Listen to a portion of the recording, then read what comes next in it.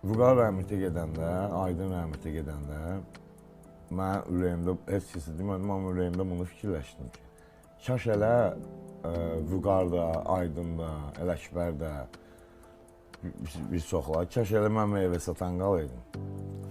Mən o pullarla xəta eləməzdim.